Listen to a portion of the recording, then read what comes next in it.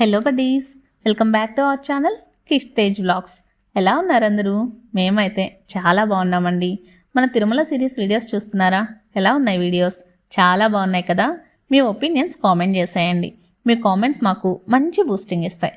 అలాగే మన ఛానల్లో ఒక 65% పీపుల్ సబ్స్క్రైబ్ చేయని వాళ్ళే వీడియోస్ చూస్తున్నారండి. మీరు సబ్స్క్రైబ్ చేస్తే మాకు చాలా సపోర్టివ్గా ఉంటుంది కదా. ప్లీజ్ సబ్స్క్రైబ్ చేయండి. ఇక వీడియోలోకి వస్తే, మనం తిరుమలలో దర్శనం కంప్లీట్ చేసుకొని కిందకు వచ్చేసాం కదా తిరుపతికి వచ్చి అక్కడే హోటల్లో స్టే చేసామన్నమాట నైట్. ఆ తర్వాత మార్నింగ్ లేచి ఇలా శ్రీనివాస మంగాపురానికి వచ్చేసాము. అసలు ఈ శ్రీనివాస మంగాపురం ఎక్కడుంది? చిత్తూరు జిల్లాలో చంద్రగిరి మండలంలో ఉందన్నమాట. మన తిరుపతికి 12 కిలోమీటర్ల డిస్టెన్స్లో ఉందండి. మనం శ్రీవారి మెట్లకి వెళ్తాం కదా, శ్రీవారి మెట్లకి వెళ్ళే దారిలో మధ్యలో కనిపిస్తుంది. నడిచి వెళ్ళే వాళ్ళకి ఎవరికైనా కనిపిస్తుంది. అలిపిరి కాదు, శ్రీవారి మెట్ల నుంచి వెళ్ళే వాళ్ళకి. సో ఖచ్చితంగా దర్శించుకోవాల్సిన టెంపుల్ అనమాట. చాలా బాగుంటుంది.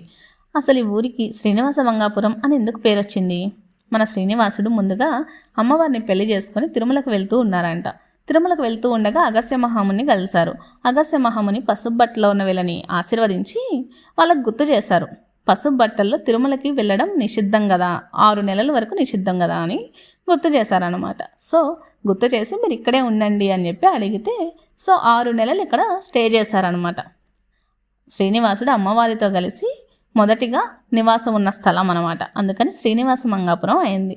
గుళ్ళో ఉన్న మూల విరాట్ ఉన్నారు కదా విగ్రహం, ఆయన్ని మాత్రం కళ్యాణ వెంకటేశ్వర స్వామిగా పిలుస్తారు. మొదటిసారిగా కళ్యాణం చేసుకొని ఇక్కడే ఉన్నారు కాబట్టి కళ్యాణ వెంకటేశ్వర స్వామిగా ప్రసిద్ధి. యాక్చువల్లీ ఇప్పుడు పెళ్లి కాని వాళ్ళు ఎవరైనా ఉన్నా, పెళ్ళి బాగా లేట్ అవుతుంది అనుకునే వాళ్ళు ఉంటారు కదా, వాళ్ళు ఏంటంటే ఇక్కడికి వచ్చి పూజ చేయించుకొని మార్నింగ్ కంకణం కడతారనమాట. అలా కంకణం కట్టించుకుంటే కనుక త్వరగా పెళ్ళి అవుతుంది అని నమ్మకం. అలా పెళ్లి చేసుకున్న వాళ్ళు మళ్ళీ వచ్చి భార్యాభర్తలు కలిసి కళ్యాణం చేయించుకుంటారు ఇక్కడ. అలా కంకణం కట్టించుకున్న వాళ్ళు అనే కాదండి, ఎవరైనా సరే కళ్యాణం చేయించుకోవచ్చు. ఎవ్రీడే మార్నింగ్ జరుగుతుందండి. 11 o'clock జరుగుతుంది. 11 to 12:30 టైమింగ్స్ అయితే కనుక ఎవ్రీడే సేమ్ టైంలోనే జరుగుతుంది. మామూలుగా మేము వచ్చినప్పుడు అయితే కనుక మాకు తెలిసిన వాళ్ళని కొంతమందిని అడిగితే బ్యాచెస్ వైజ్ జరుగుతూనే ఉంటుంది అని చెప్పారు. అట్లేం జరగదు, ఓన్లీ ఒకటే బ్యాచ్ 11 o'clockకి స్టార్ట్ అవుతుంది. మనం దర్శనం చేసుకుని బయటకు వచ్చేసరికి 12:30 అవుతుంది. ఆ టైంకి కంప్లీట్ అవుతుంది అనమాట. చాలా బాగుంటుందండి. మనం టికెట్స్ అయితే ముందుగా బుక్ చేసుకోవాల్సిన అవసరం లేదు, ఇక్కడికే వచ్చి తీసుకోవచ్చు, డైరెక్ట్గా తీసుకోవచ్చు అనమాట. 10:30, 10:40 ఆ టైంకి వచ్చేస్తే సరిపోతుంది. విగ్రహం అయితే ఎంత బాగుంటుందంటే తిరుమలలో ఉండే విగ్రహానికి అస్సలు కొంచెం కూడా తీసిపోదు. ధ్వజస్తంభం చూసారా?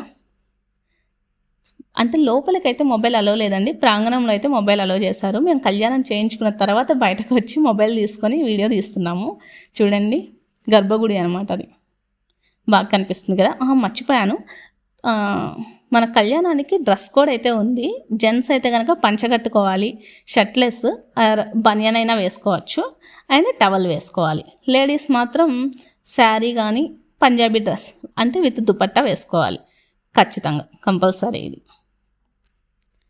మీరు ఎప్పుడైనా కానీ ఇలా వస్తే కనుక ఖచ్చితంగా టెంపుల్ని విజిట్ చేయండి. చాలా బాగుంది, ప్రశాంతంగా ఉంటుంది టెంపుల్.